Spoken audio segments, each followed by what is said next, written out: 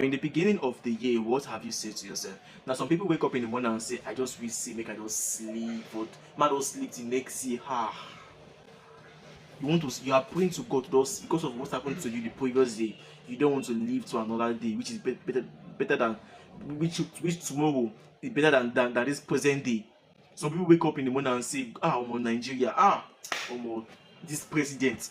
Like, what are you really saying to yourself? Now let us look at what God said to himself in the new year, right? I'm breaking this down. I'm explaining this right now in a layman's understanding. I'm not here to preach. I'm here to teach. Okay, and I pray that I don't get really long. I was already 8 minutes already, or 9 minutes already. But this is God's new year, right? I'm preaching layman right now. This is God in Genesis chapter 1 verses 1 to verse 5, right? God entered the new year. I'm preaching the layman. Please understand me. God existed before time, existed before the earth was created. Please, I'm preaching to give an example and to get to somewhere. Please follow. Now, Genesis chapter 1 verse 1 verse 5. That in the beginning God created the heaven and the earth. That is in the new year, right? Verse 2. And the earth was without form and void. So what God created, the Almighty God created what was without form and void. And darkness was upon the face of the deep. And the Spirit of God moved, even in that deep, moved upon the face of the waters.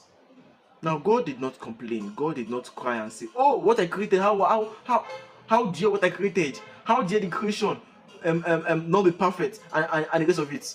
But verse 3 told us what we should, the character we should exhibit this new year, the character we should have, the character we should live in this new year. That's 1:26. So, and God said, "Let there be light," and there was light. So what are you saying to yourself in this new year? What have you been saying to yourself? What have you been believing? What have you been feeding your soul? Because it is just clearly seen here that what you say out from your mouth is what is in your heart, is what you have fed your soul in the previous time. You are 1st of January, you were feeding yourself with TikTok dance or TikTok trends or TikTok one influencer another place. Saying that the year, if you like give New Year revolution, if you like say the year is the year of my blessing, the year of my abundance. You know what you guys say, right? I said as well, right? Right. The year is the year of God blessing my family and the rest of it. And some influencer out there say that you said this thing last year. What was the result? I beg, forget that kind of stuff. And then you are feeding yourself that kind of stuff, and then you are feeding your soul that kind of stuff. You know that your soul is a fertile ground. Whatever you feed into your soul eventually grows up with time. Like I've often said that if you feed your soul immorality, if you feed your soul bad music, if you feed your soul worldly music, immoral clothes, irrelevant social media content, eventually with time your life becomes what you